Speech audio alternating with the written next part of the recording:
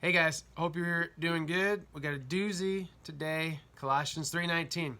And it goes like this: Husbands, love your wives and do not be bitter toward them. And at first glance, it's like, yeah, this is no big deal. I got this, check. I can move on. But when you look a little bit deeper, this word love is, in Greek, it's agape. And it's all about being selfless. It's a selfless love. And that takes work, guys. I'm telling you, that takes work. Actually, some commentaries say that this is the same love that Christ showed on the cross. So no pressure there, right? But it takes work. So love your wife. I mean, that you have to work at it. You have to work at it harder than you do your fantasy football league. Ooh, I went there. Yeah, you do. You have to be, I mean, it takes work. It's hard.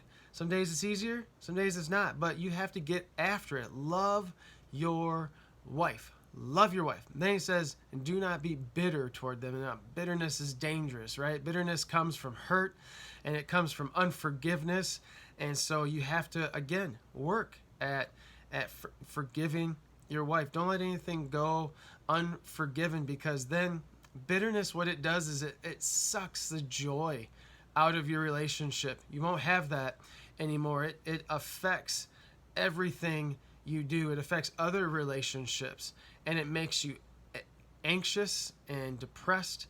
This is just bitterness. And so Paul's giving us some very practical advice for husbands. Love your wife. Work at it. I mean, get after it. Work at it like you haven't worked at anything before. And don't be bitter towards your wife. I think this is a great challenge, but I think we got this. Why is this so important?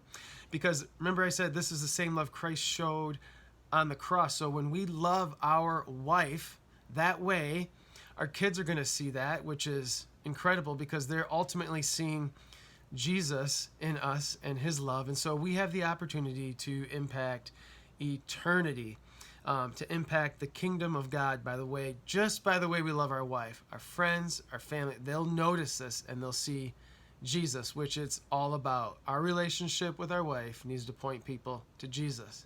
Peace.